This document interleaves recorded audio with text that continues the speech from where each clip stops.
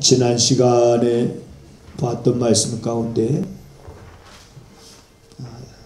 내가 두 마음을 품은 자를 미워한다 라는 말씀을 우리가 생각해 봤습니다. 두 마음을 품는 것은 우리가 살아가면서 누가 가르쳐 주는 것도 아닙니다. 엄마 뱃속에서 아이가 태어나면서 엄마한테 배우고 아빠한테 배우고 주변 사람한테 배우는 것은 좋은 것만 배워요. 감사합니다. 고맙습니다. 그럼에도 불구하고 우리들은 자라가면서 누구한테 가르침을 받지도 않았는데도 사람들은 두 마음을 알아서 품게 됩니다. 그렇다고 해서 배우는 곳이 있는 것도 아니지만 가르쳐주는 곳이 있는 것도 아닌데 사람들은 상황과 형편에 따라서 두 마음을 품게 됩니다. 자기 자신도 두 마음을 품은 사람을 싫어하면서도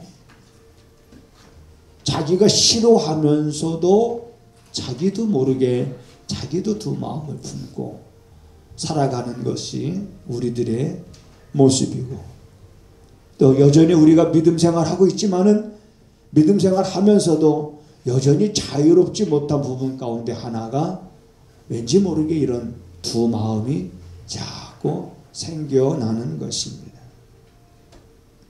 자칫 잘못하면 우리들은 오류에 빠질 수 있습니다. 나는 괜찮고 너는 안 돼 라고 하는, 나는 그때 상황이 그래서 어쩔 수 없이 그런 마음을 가졌지만은 너는 안 돼 라고 하는 것도 어떻게 보면 굉장히 자기밖에 모르는 그런 이기주의적인 모습이 아닐 수 없습니다.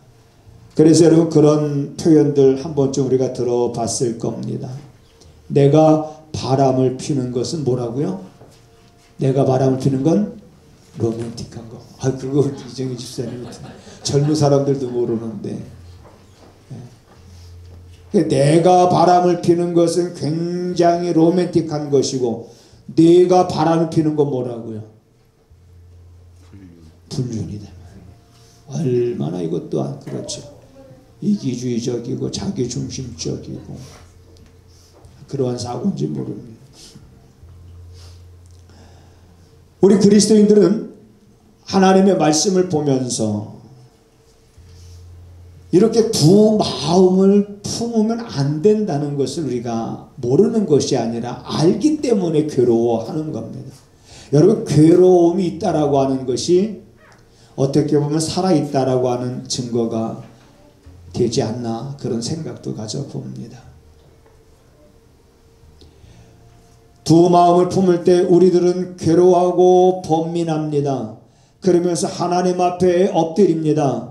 그리고 하나님 앞에 기도하고 부르짖으며 하나님 내 마음이 이 두 마음 중에서 정말 하나님이 기뻐하시는 쪽으로 내 마음이 기울어지기를 내가 원합니다. 내 마음이 그렇게 기울어질 수 있도록 내게 힘을 주시고 내게 능력을 주시고 판단력을 주시고 분별력을 주시고 내가 하나를 얻으려다가 10개를 잃어버리는 것을 선택하는 자가 되지 않게 해달라고 몸부림치면서 우리들은 두 마음을 품었던 것을 털어내고 우리는 주님께 오직 한결같은 한 마음을 가지고 살아가려고 힘쓰고 애쓰고 노력하는 사람, 그게 누굽니까? 따라서 하시겠습니다. 바로 이렇게 소리가 작아요. 바로 저입니다. 저입니다. 자, 우리 손으로 이렇게 해서 바로 저입니다. 시작. 바로 저입니다. 이 손으로 콕딱지 팔하고 있는 손이 아니에요. 예배 시간에 또 그렇지만 근데 팔 수도 있어요. 요긴하게 쓰기도 하지만 이럴 때도 써야 되잖아요. 바로 저입니다. 그 사람이 누구냐? 바로 저입니다. 또 그 사람이 누구냐라고 했을 때 우리가 인정해 줄 수 있습니다. 우리가 바로 하나님, 내가 볼 때에 이 내 옆에 앉아있는 사람, 내 뒤에 앉아있는 사람, 내 앞에 앉아있는 사람, 내가 볼 때 하나님 이도 어찌 한결같은 마음으로 하나님께 살기 원하여 몸부림치는 모습을 하나님 제가 보게 됩니다. 하나님, 저를 주께서 도와주시옵소서. 저가 그 고통 속에서, 저가 그 괴로움 속에서, 두 마음을 품은 그 아픔 속에서 저가 한결같은 마음으로 하나님 앞에 나아갈 수 있도록 하나님 도와주옵소서라고 하는 기도가 우리 또 성도들의 기도가 되어야 됩니다. 나만이 아니라 저도, 우리 함께 한결같은 마음으로 나가야 될 하나님의 거룩한 백성인 줄 믿으시기 바랍니다. 두 마음은 내가 누군가를 속이려고 하는 그런 의도가 다분히 있는 겁니다. 일부러 속이려고 하는 건 아닌데도 내가 두 마음을 가지게 되면 그렇게 되게 됩니다. 그래서 이제는 사람은 어디 가서 배운 것도 아니고 그 다음에 가르침 받은 것도 아니지만 이렇게 두 마음을 품게 되는 것은 본질상 우리 사람 안에는 그러한 죄성이 있기 때문에 그렇습니다. 그래서 우리들의 마음이 자꾸 그러한 쪽으로 기울어져 가지만 이제는 이런 기운 마음을 바로 세우고 주의 계명을 정금보다 내가 더 사랑합니다.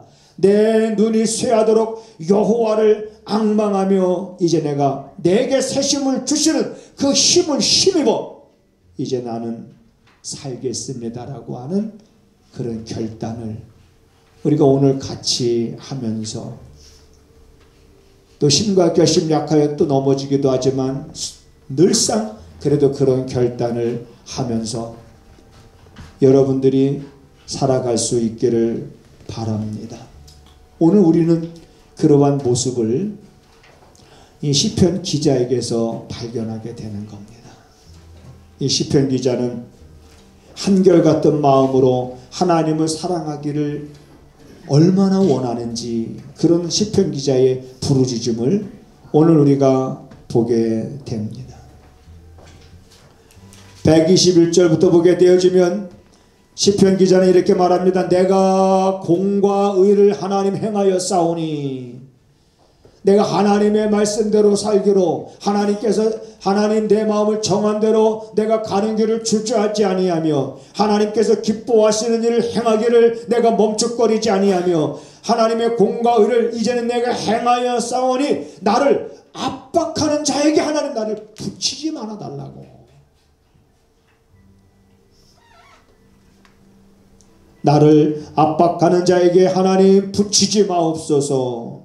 주의 종을 보증하사 복을 얻게 하시고 하나님 교만한 자가 나를 압박하지 못하도록 하게 하시옵소서.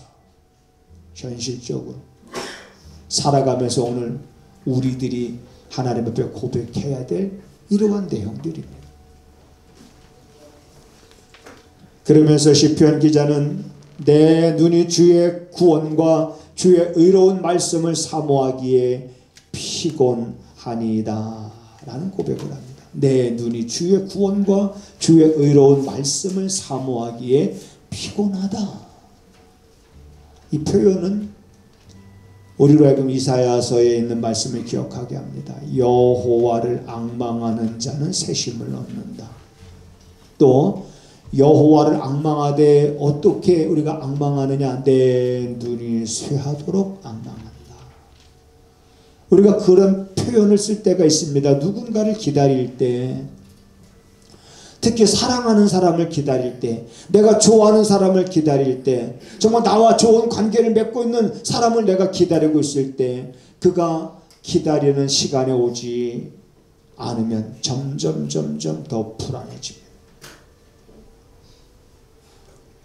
그러다가 나중에 한참 지나서야 그가 오게 되면 자, 안도의 한숨을 내쉬면서 우리가 그에게 뭐라고 말합니까? 야, 너 기다리다가 뭐가 빠지는 줄 알았어? 눈이 빠지는 줄 알아요. 너를 기다리다가, 왜냐하면 오는 쪽을 향해서 눈을 항상 가 있거든요. 저쪽에서 틀림없이 올 텐데, 그래서 그쪽을 향해서 눈이 빠지도록 기다려. 이런 표현이 시편 기자가 표현한 겁니다. 내가 주의 말씀을 바라고 주님을 앙망하는데 내 눈이 쇠하도록, 내 눈이 피곤하도록 내가 주를 앙망하나이다. 여러분, 여호와를 누가 앙망할까? 그분의 약속의 말씀을 믿는 자들이 앙망합니다. 여호와를 앙망하는 자는 새 힘을 얻으리며 독수리의 날개치며 하늘로 올라감과 같을 것이다. 새 힘. 여러분, 이러한 새 힘이 오늘 우리들에게 넘치기를 주님의 이름으로 축원합니다. 이러한 주님이 주시는 우리에게 새 힘을 통해서, 또 시편 기자는 이렇게 고백을 합니다. 자, 내 눈에 주의 구원과 주의 의로운 말씀을 사모하기에 이제는 피곤하오니 주여, 이제는 주님의 율례를 내게 가르쳐서 나로 깨닫게 하시고, 이제는 주의 증거가 무엇인지 나로 하여금 그것을 알게 하시옵소서. 그래서 뭔가 여러분 신앙생활 하면서 하나님을 경험하고 하나님을 체험하고, 내가 하나님 앞에 부르짖을 때 하나님이 응답해 주셨고, 하나님이 내 삶의 문제 속에 꼬였던 것들을 하나님이 풀어주시는 그런 경험을 통해서 내 발걸음이 좀 더 하나님께로 가까이 나아가게 되어질 때에, 그런 사람들이 생각하는 하나님과 그런 경험이 없는 사람이 생각하는 하나님이 다르고, 하나님을 경험한 아는 지식을 가진 사람이 생각하는 것과 하나님을 경험하지 못한 사람이 갖고 있는 지식으로 생각하는 것과는 다릅니다. 생각이 다르고 방법이 다르기 때문에 오늘날 똑같이 교회 다니면서도 사람들이 가는 길이 다릅니다. 세상에 나가면 교회 다니는 사람이 어느 모임에 가든지 이제는 교회 다니는 사람이 거의 반입니다. 어디 연주회를 가더라도, 그래서 우리가 가요 중에서 좋은 것도 몇 곡 선정하고 복음송가도 몇 곡 선정하고, 자, 모임에 가게 되어지면 대부분 교회 다니는 사람 반, 안 다니는 사람 반. 그만큼 우리 교회 다니는 사람들이 많습니다. 그런데 교회 다니는 사람이 많다는 것이 중요한 것이 아니라 그 가운데 얼마나 많은 사람들이 하나님께서 기뻐하시는 길로 걸어가고 있는가. 교회 다니는 사람은 많은데 걸어가는 길은, 왜 교회 다니는 사람들이 한 길이어야 되는데 교회 다니는 사람들조차도 왜 길이 다른가 라고 합니다. 이건 우리들이 생각을 해봐야 됩니다. 뭔가 생각이 다르고 방법이 다르기 때문에 그런 현상이 나타나는 거지. 그래 시편 기자는 주의 율례로 이제 나를 가르치시고 하나님 깨닫게 하시고 이제는 알게 함으로 인하여 내 생각이 하나님의 생각에 주파수가 맞고, 그래서 이제는 방법도 내 방법이 아니라 하나님께서 내게 정하신 그 방법이 보이고, 그래서 그 방법대로 나갈 수 있는 삶, 그걸 알기 때문에 시편 기자는 이렇게 고백을 합니다. 지금은 여호와의 일하실 때입니다. 여러분, 하나님이 언제 일하십니까? 하나님은 쉬신 적이 없습니다. 항상 우리에게 있어서 하나님은 지금 일하시고 계실 때입니다. 시편 기자는 하나님의 말씀대로 공과 의를 지키면서, 그리고 악인의 압박에서 교만한 자에게 교만한 자가 나 압박하지 말게 해달라고 부르짖으면서, 그러면서 나를 깨닫게 하시고 알게 하시고, 이거 최종적으로 지금은 하나님이 일하실 때입니다. 나는 이제 하나님 여기까지 했습니다.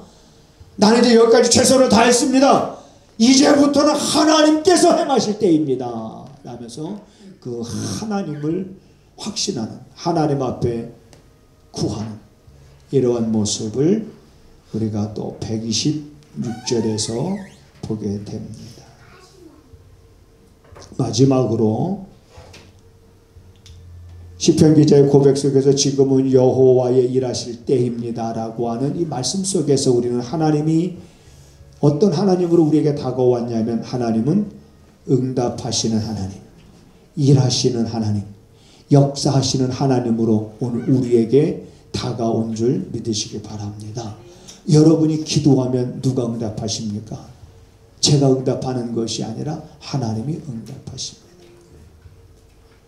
우리가 기도하면 누가 역사하십니까? 하나님이 역사하시는 겁니다.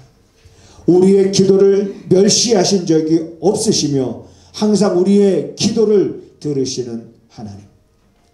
하나님은 약속하신 것을 무시하지 아니하시고 약속한 것을 하나님은 그대로 존중하시면서 약속대로 행하시는 하나님. 기도는 따라서 합니다. 기도는 약속이다. 이 기도는 약속인 거예요. 예수님께서 너희가 지금까지는 내 이름으로 아버지께 구하지 아니했으나 이제부터는 너희가 내 이름으로 아버지께 기도해라. 우리가 왜 기도할 때 꼭 예수님의 이름으로 기도합니까? 약속이기 때문에. 이제 너희가 내 이름으로 아버지께 기도해라. 너희가 내 이름으로 아버지께 구하면 내가 시행하리라 라는 약속이 담겨져 있는 거기 때문에 우리가 주님의 이름으로 기도하는 것. 응답은 내 뜻대로 되는 것은 아니지만 우리의 기도에는 반드시 응답이 있습니다. 그 응답에는 바로 되는 응답도 있지만 때로는 기다려야 될 것도 있고 때로는 하나님께서 거절하시는 것도 있을 겁니다. 거절도 응답이지요. 예스만 응답은 아니지요.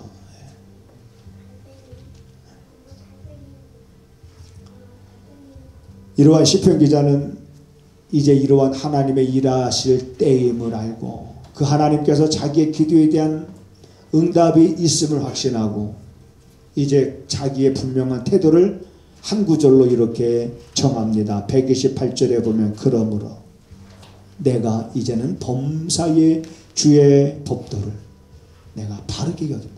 바르게 여기고 모든 거짓 행위를 이제 내가 미워하겠나이다. 모든 거짓 행위, 자기 자신에게 대해서 자기 자신이 두 마음을 품게 되어지면 그 또한 거짓 행위이기 때문에 자기 자신에게서 그러한 모습들을 다 떼어버리고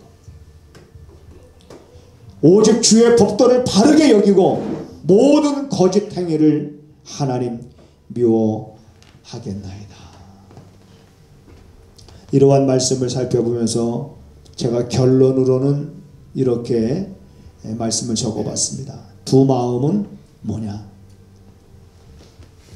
하나를 얻으려고 하는 마음이에요. 하나를 그 눈에 보이는 거 그게 내가 당장 좋은 것 같고 유익한 것 같고 그래서 그거 하나 얻으려고 하다가 10개를 잃어버리는 것이 두 마음을 품는 것이다. 또 다른 표현으로는 썩어질 것을 얻으려고 하다가 썩지 아니할 것을 결국에는 잃어버리는 어리석은 결과를 가져오는 것이 두 마음을 품는 것이다. 그러니 우리가 좀 더 멀리 보고 좀 더 큰 것을 바라보면서 여호와께서 일하시는 이때에 우리들의 마음을 한결같은 마음으로 다듬어 가면서 일편단심 주님 바라보며 주님 찬송하며 주의 도우심을 구하며 주의 도우심을 받고 여러분들이 힘있게 여러분의 발걸음에 힘 있는 발걸음 정말 되시기를 주님의 이름으로 축복을 드립니다.